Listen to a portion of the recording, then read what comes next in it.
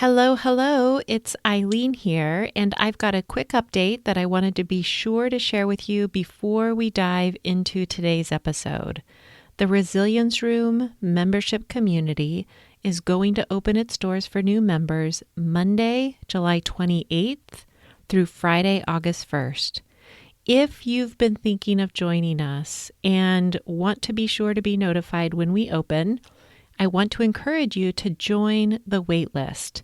You can do that at go.eileendivine.com/resilience room. That's go.eileendivine.com/resilience room. We only open our doors for new members a few times per year, so if you've been thinking about joining, this is a great time for you to do that. We would love nothing more than to welcome you into our amazing community. So again, you can find all the details and join the waitlist at go.eileendivine.com/resilience room. Okay, on to the episode. The number one thing that you can do as a parent, if you have a child who is very cognitively rigid, is to see it for what it is. So that's when we talk about seeing behaviors through a brain first lens, seeing it as a lagging skill, not them just trying to make life difficult for everybody around them 24/7.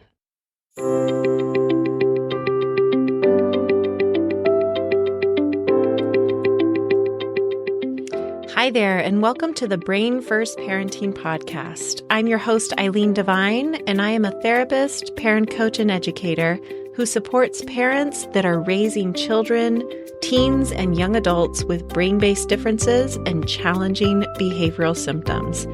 If you are a parent or caregiver of a child who has intense, confusing, relentless, or sometimes even scary behaviors, you are in the right place, and I am so glad you're here. Let's get started.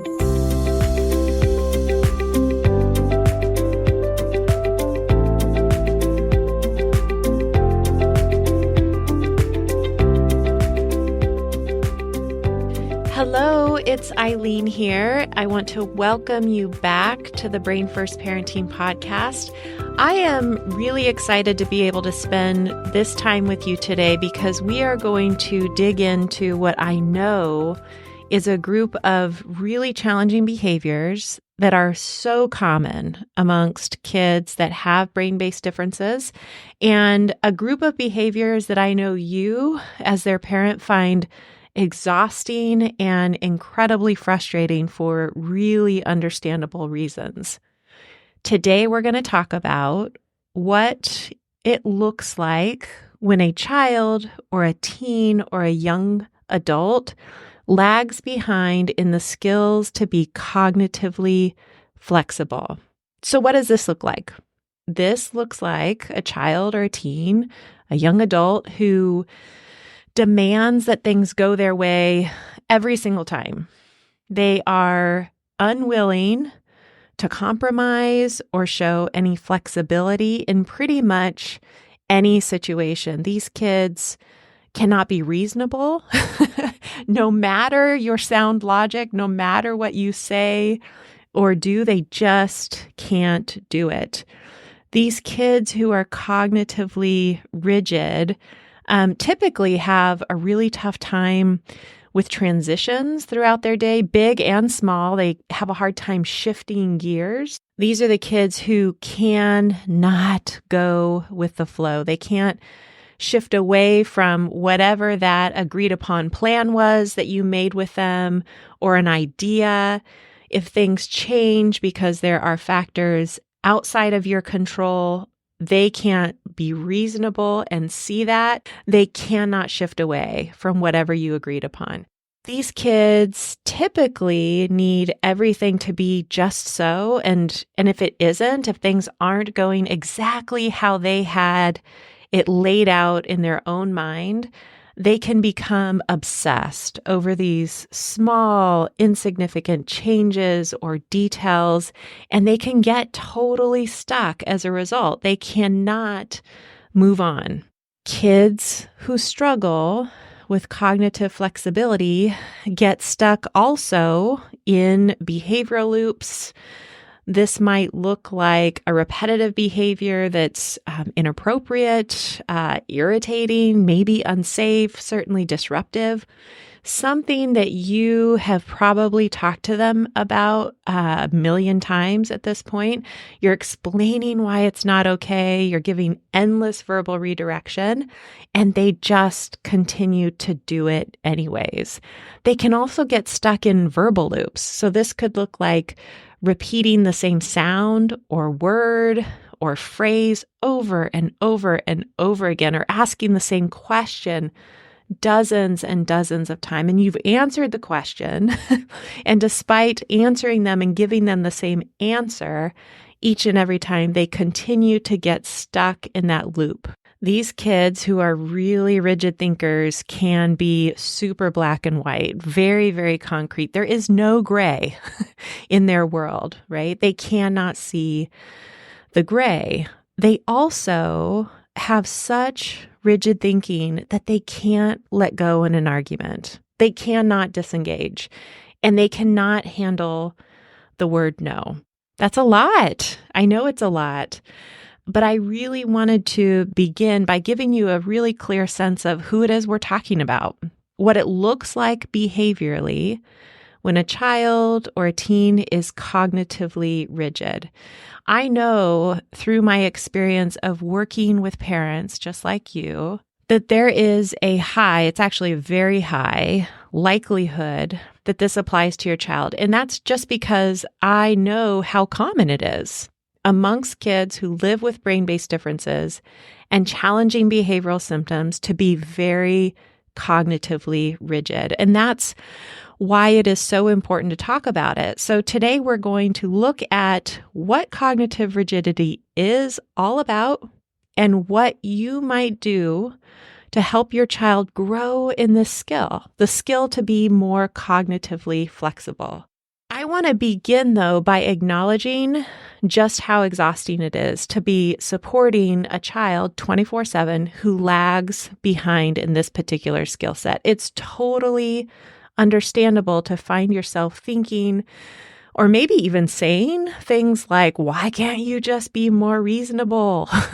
Why can't you just understand that you can't always have things your way? Life does not work that way. Believe me when I say, I truly know how frustrating and overwhelming it is. These behaviors are incredibly difficult to manage and support as parents. And I know it can feel like you're always walking on eggshells.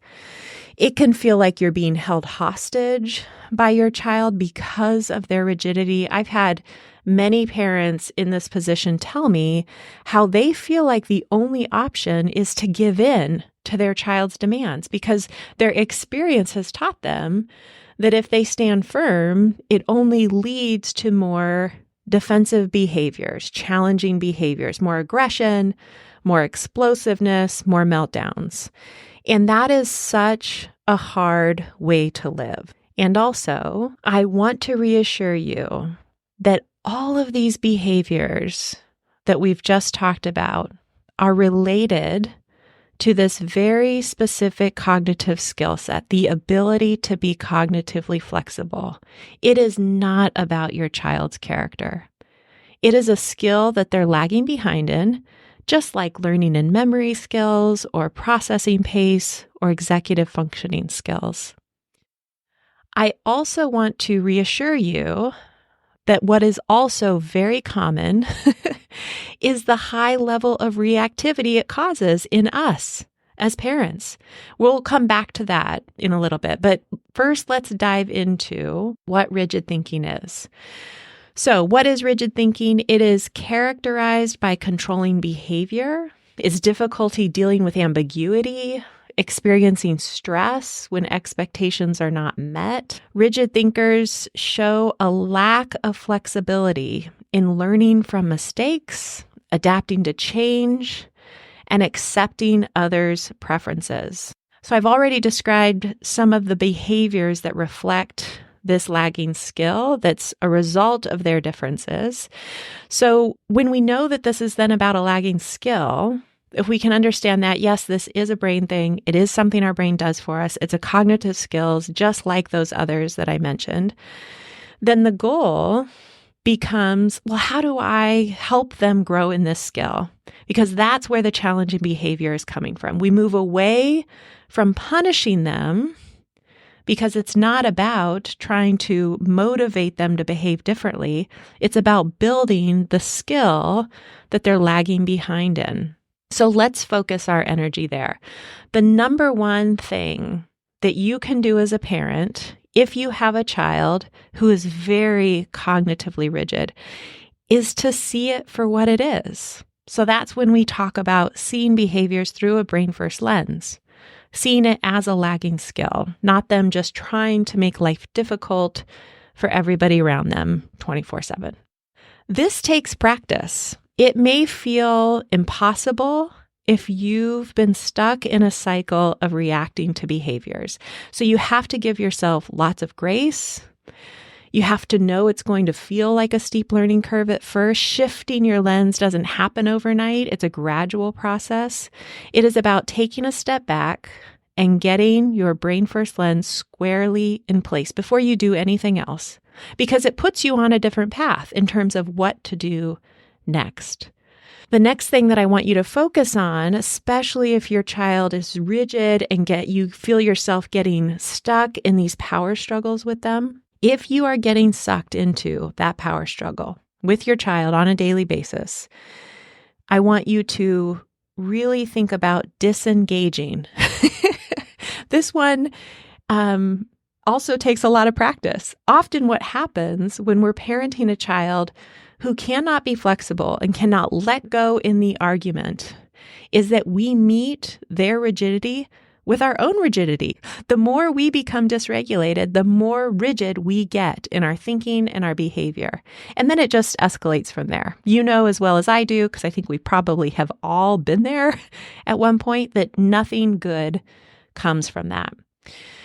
They are not winning by you disengaging, right? So when we talk about what are those little voices in our head that say, it's a traditional behavioral lens kind of coming into play. Am I letting them get away with something? Am I letting them win this argument? Am I teaching them that if they behave this way, then X, Y, and Z happens? I want to assure you that you are not letting them get away with bad behavior. What you're doing is recognizing that this is what needs to happen for both of you to get unstuck and then to move in a more positive and productive direction. The next thing that I want you to think about is leading with empathy and reaching for connection. Again, so getting your brain first lens clearly in place, squarely in place, disengaging from the argument or the power struggle if there's one that you're in the midst of. And then what you do next is lead with empathy and reach for connection. It is easier said than done. Believe me, I know. When behavior feels so personal and so disrespectful, it is really hard to get into that place of empathy and reaching for connection. That's why that brain first parenting lens is so important, because it helps us see their struggles, as symptoms, rather than, they're doing it again to me on purpose, right? So that's why those first two suggestions are so important. If you can authentically lead with empathy and reach for connection, it is such a generous and also effective accommodation. It helps your child soften and be more flexible. I want you to think about in these moments talking less or not at all. Reminding yourself that talking is typically agitating. It's also reminding yourself that all of that wonderful logic and teaching and reasonability that you're trying to get them to see in this moment, it's not landing with them. They can't hear it. They can't take it in because of their inability to see another's perspective, because of their rigidity, especially when they're escalated. So I want you to save your precious energy and use it in ways that will help your child settle. And talking more is definitely not one of those ways. One of the things that we think about in terms of accommodations with these kids who are so rigid is what I call avoiding the whiplash effect. And basically what this is recognizing that they will bump up against this lagging skill. It will get in their way, probably on a daily basis. So trying your best to anticipate when that may happen and proactively planning so that you're giving them plenty of time to, for example, ease into a change of plans. Give them the heads up and give it often.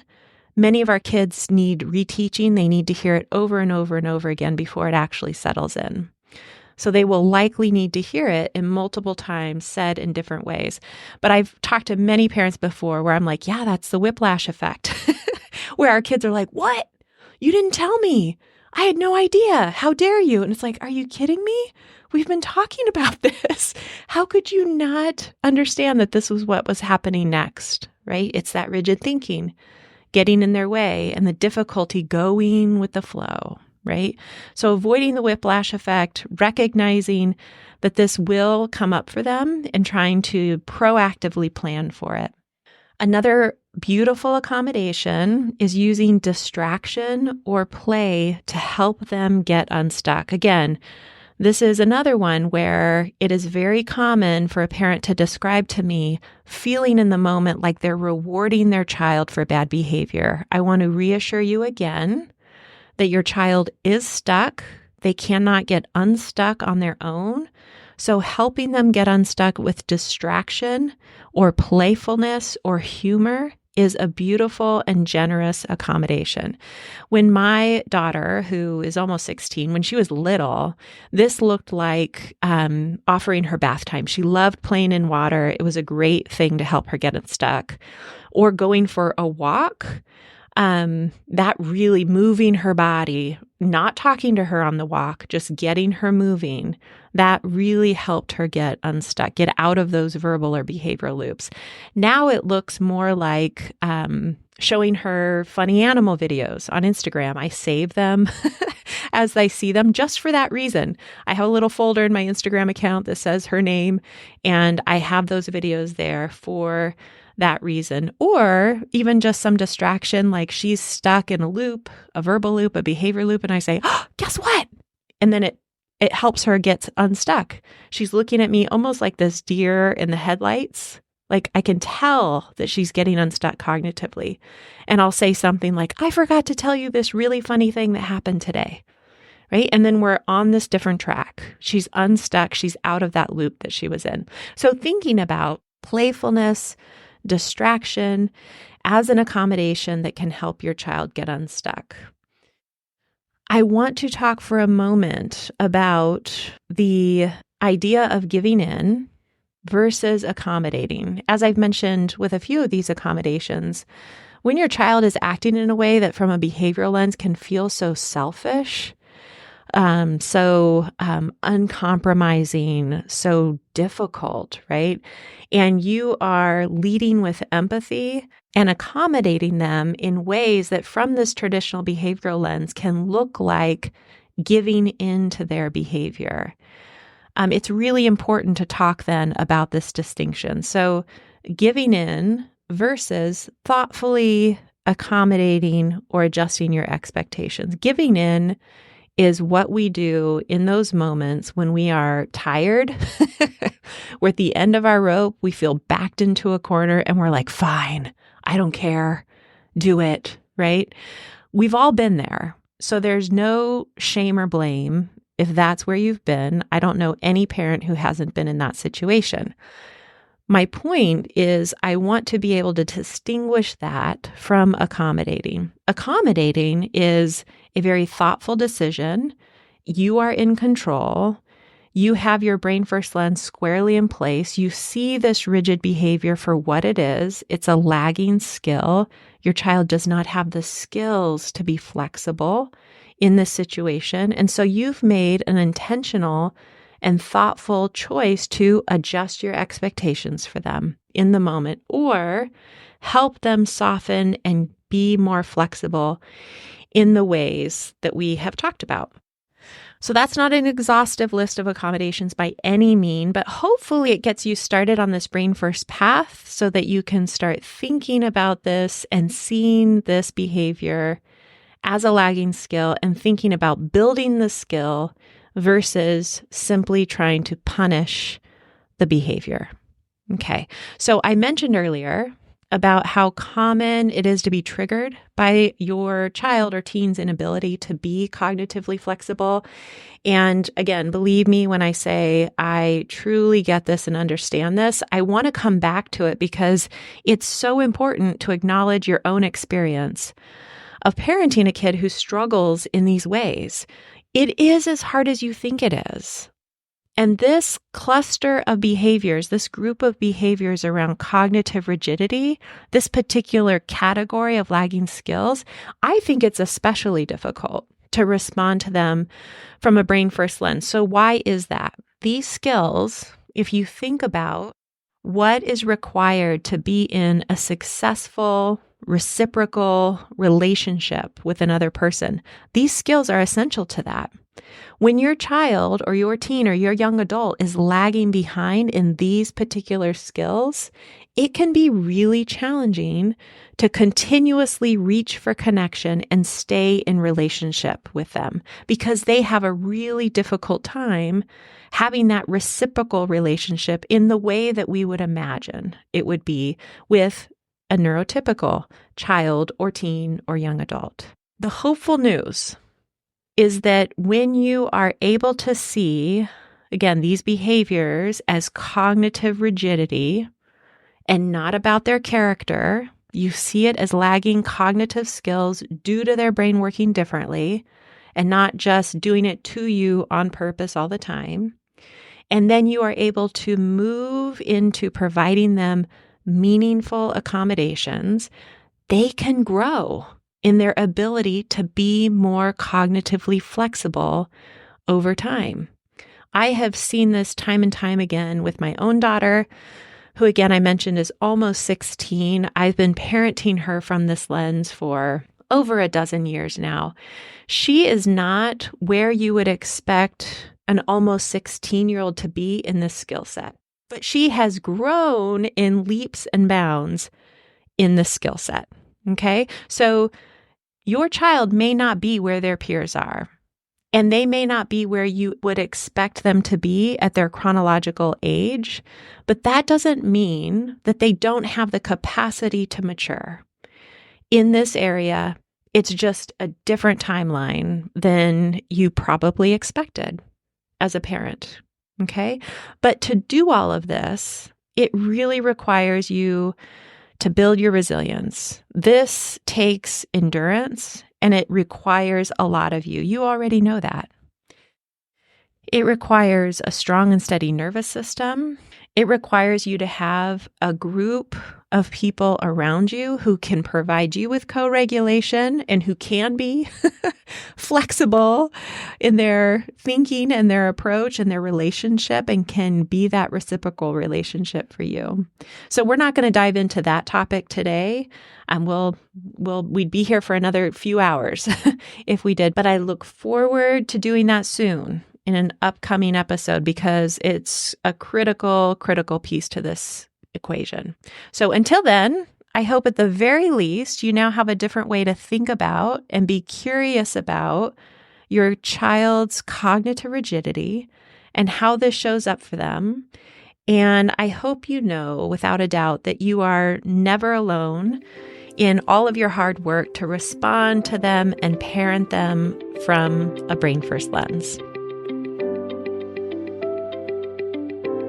Hey, real quick before we go, if you are on Instagram or Facebook and you have not yet hit that follow button for Eileen Devine and Brain First Parenting, that is where I hang out and share information every single day about the Brain First Parenting approach, as well as my upcoming workshops or free resources that I've created for parents just like you.